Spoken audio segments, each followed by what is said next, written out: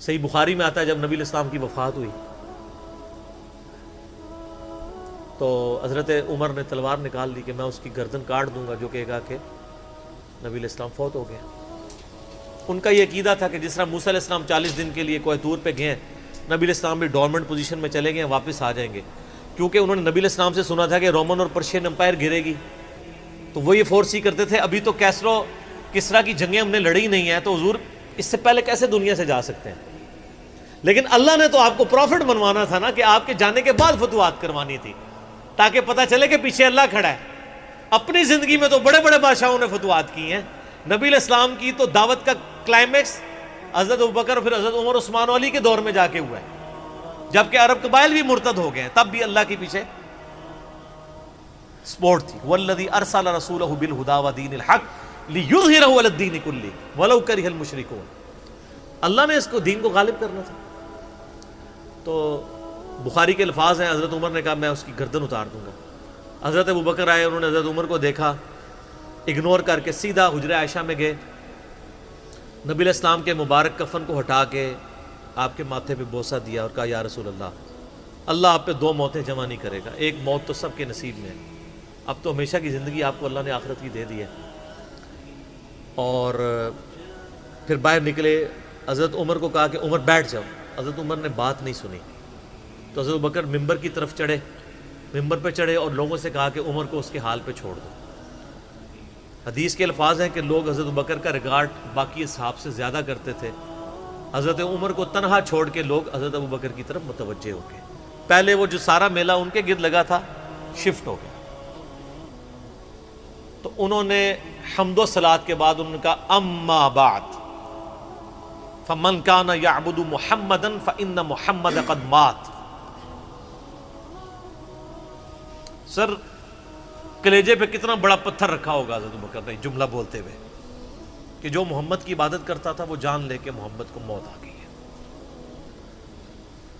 ومن کان یعبد اللہ، اور جو اللہ کی عبادت کرتا ہے وہ جان لے ان اللہ حی لا یموت، اللہ زندہ ہے، اللہ کو کبھی موت نہیں آئے گی۔ کیا توحید کی تعلیمات ہیں!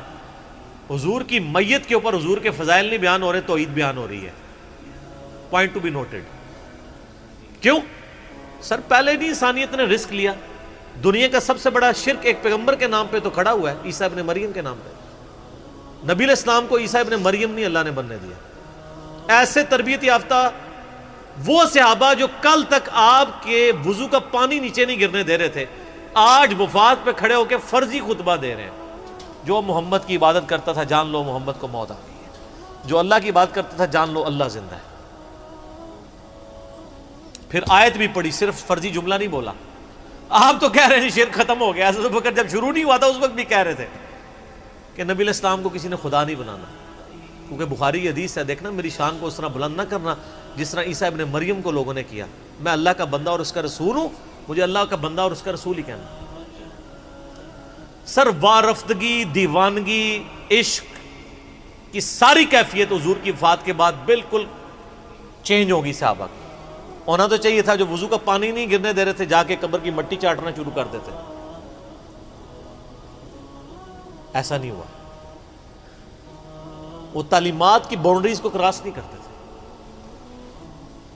تو پھر انہوں نے آیت پڑھی، سورہ آل عمران آیت نمبر 144، وما محمد الا رسول قد خلت من قبلہ الرسل افإن مات او قتل انقلبتم علی اعقابکم۔ محمد تو نہیں مگر ایک رسول ہی، اگر یہ فوت ہو جائیں یا دین جو جنگ میں قتل کر دیے جائیں، شہید ہو جائیں، کیا تم دین سے الٹے قدم پھر جاؤ گے؟ جو کوئی دین سے الٹے قدم پھیرے گا اللہ کا کوئی نقصان نہیں کرے گا، اور اللہ ثابت قدم رہنے والوں کو جزا دے گا۔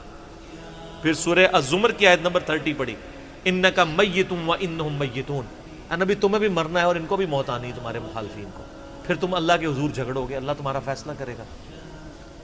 یہ سیدنا ابوبکر کی حضور کی وفات کے وقت استقامت تھی۔ پھر جھگڑا کھڑا ہو گیا حضور کو دفنانا کدھر ہے؟ جامعہ ترمذی میں حدیث ہے، سیدنا ابوبکر کہتے ہیں کہ میں نے نبی علیہ السلام سے یہ بات سنی تھی کہ اللہ اپنے پیغمبر کو وہیں پہ موت دیتا ہے جو اس کے لیے سب سے پسندیدہ جگہ اللہ کے نزدیک ہوتی ہے۔ تو حضور کی جو چارپائی ہے نا اس کے نیچے ان کی قبر کھودو، وہاں پہ اللہ نے ان کو موت دی۔ پہلے صحابہ میں رائے نہیں طے ہو رہی تھی کہاں دفنانا ہے۔ پھر سنن نسائی الکبریٰ کے اندر پورا وفات النبی چیپٹر ہے، سنن ابن ماجہ میں بھی موجود ہے کچھ حصہ اس کا۔ پھر لوگوں نے پوچھا کہ نبی علیہ السلام کا جنازہ ہوگا؟ انہوں نے کہا ہاں ہوگا۔ اسی طریقے سے تکبیر کہو اور سورہ فاتحہ اور اس کے بعد درود شریف اور اس طریقے سے 4 تکبیرات پڑھو۔ لیکن ایک فرق تھا کہ نبی علیہ السلام کو پروٹوکول صحابہ نے دیا ہے کہ آپ کی جو جنازے کی نماز ہے نا وہ جماعت کے ساتھ نہیں ہوئی۔ صحابہ نے یہ پروٹوکول دیا کہ حضور کی میت کی موجودگی میں بھی کوئی شخص امامت نہ کروائے۔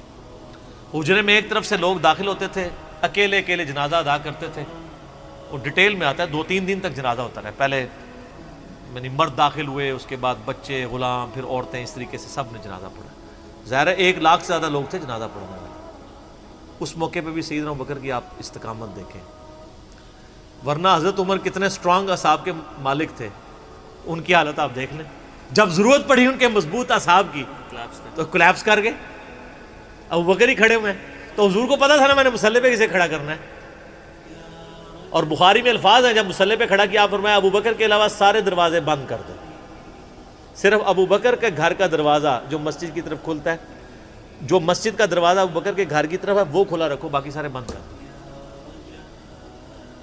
تو نبی علیہ السلام کو یہ پتا تھا کہ کس لیول کا کس بندے کا یعنی ایمان ہے، اس کے اعصاب ہیں۔ اور بخاری کے الفاظ ہیں جب حضرت ابوبکر نے خطبہ دیا، حضرت عمر کہتے ہیں میرے پاؤں میرا بوجھ نہیں اٹھا سکے، اور مجھے یقین آ گیا کہ حضور فوت ہو چکے۔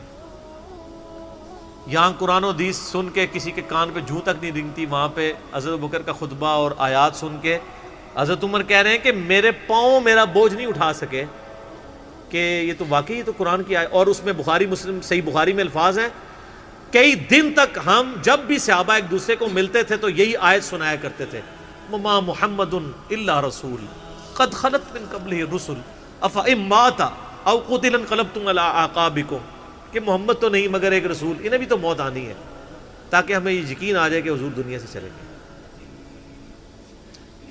تو یہ صحابہ کرام علیہم رضوان کی نبی علیہ السلام کے ساتھ عقیدت تھی، اور سیدنا ابوبکر آپ کو بالکل صف اول میں نظر آئیں گے، ٹاپ آف دا لسٹ، معاملات کو ہینڈل کرنے میں، چیزوں کو بالکل من و سنت کے مطابق ڈھالنے میں، اور ہر معاملے میں رجوع لانے کے اوپر، اور اہل بیت کے ساتھ کمٹمنٹ کے اوپر، ہر مسئلے میں آپ کو حضرت ابوبکر صدیق کی قربانیاں ٹاپ آف دا لسٹ نظر آئیں گی۔ تو بات کہاں سے کہاں شروع ہوئی، فی البدی میں تو اور گھنٹوں بول سکتا ہوں، مجھے اتنی حدیثیں یاد ہیں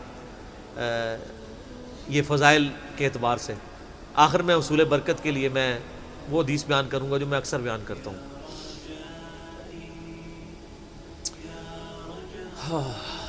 عبداللہ بن عباس رضی اللہ تعالیٰ عنہما کہتے ہیں، بخاری اور مسلم دونوں میں ہے، کہ سیدنا عمر کی میت رکھی ہوئی تھی اور لوگ آ کے ان کی میت پہ سلام پڑھ رہے تھے، اور اپنے اپنے انداز میں خراج تحسین پیش کر رہے تھے کہ اس شخص کی وجہ سے اسلام کو کیا عروج ملا۔ تو کہتے ہیں اتنے میں میں نے محسوس کیا کہ ایک شخص میرے پیچھے آ کے کھڑا ہوا اور اس نے میرے کندھے پہ یوں کونی رکھی، میری پیٹھ اس کی جانب تھی، اس نے کونی میرے کندھے پہ یوں رکھی، اور حضرت عمر کی میت سے مخاطب ہو کے کہنے لگا کہ اے عمر اللہ تجھ پہ رحم فرمائے، تو روئے ارض پہ ان لوگوں میں سے ایک شخص تھا کہ میری بھی خواہش تھی کہ میں ان اعمال کے ساتھ اللہ کے حضور پیش ہوتا، کہ اگر اللہ کے حضور پیش ہونے کے لیے مجھے بہترین اعمال چاہیے تو تیرے اعمال۔ ظاہر ہے جی رومن اور پرشین امپائر گری ہے، کس لیول کا عروج، کیونکہ میں نے رسول اللہ صلی اللہ علیہ وآلہ وسلم سے بارہا سنا تھا، میں ابو بکر اور عمر داخل ہوئے، میں ابو بکر اور عمر نکلے، میں ابو بکر اور عمر نے یہ کیا، تو مجھے بڑی امید تھی کہ تم اپنے 2 ساتھیوں سے جا ملو گے، یعنی رسول اللہ اور ابو بکر کے ساتھ صلی اللہ علیہ وسلم۔